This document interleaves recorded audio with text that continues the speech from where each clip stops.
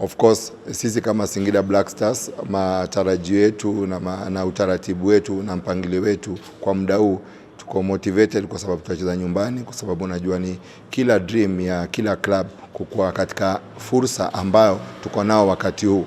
So ni vizuri kurudi Singida. Nafikiria mashabiki wetu wanaona kuwa timu inajitahidi jinsi ambavyo inafaa kwa muda huu. Of course kitu muhimu ambalo tutakuwa tunalitazama muda huu ni kujaribu kubounce back, kwa sababu last match katika ligi of course hatukuweza kuchukua point 3, lakini kwa wakati huu tunajua pia mpinzani ambayo tuna face ambaye ameweza kufanya improvement kubwa sana katika kikosi chao. Yani inajaribu kumaanisha kuwa ukiangalia katika ile mini transfer break ambao Simba wamefanya, wameleta wachezaji wapya na saizi wanacheza na intensity ya juu, especially very direct na pressing style. So nafikiria sisi kama Singida Black Stars muundo wetu ni ule ule. Tungependa tuweze ku make sure that organization yetu ni nzuri na tuweza cheza kwa hali iliyo bora zaidi.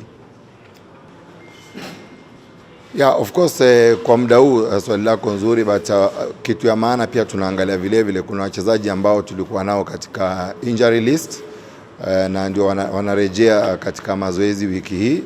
So not only our wachezaji, but kwa sasa hivi kama Singida Black Stars sisi tuko na wachezaji wote at our disposal.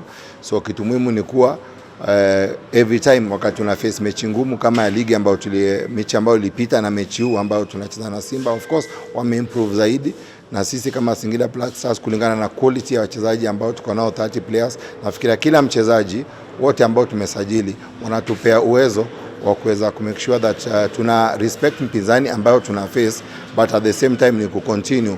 Unakumbuka kuwa tulianza ligi slow, but sasa hivi tumeanza kuwa stronger also katika ku collect zile points ambazo ziko mbele yetu. Kwa hivyo tutafanya our best based na personnel ambao tuko nao. Sisi kwa upendo wetu wachezaji tunashukuru kwamba Mwenyezi Mungu kwanza katuamsha salama, tuweza kufanya mazoezi yetu asubuhi, tumeweza kumaliza.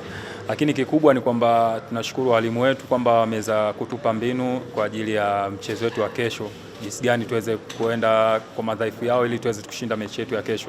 Kesho mashabiki tunawaahidi, wale mashabiki wa Singida na nje ya Singida kwenye viunga vyote waje support, kwa sababu wanajua huu mchezo ni mkubwa, tunacheza dhidi ya wapinzani wetu Simba na wanajua mechi haiwezi kuwa rahisi, lakini tunaahidi wao wakija kutuongezea nguvu, tunaamini kwamba mechi yetu itakuwa rahisi, kwa sababu tutapata motivation ya kuweza kushinda.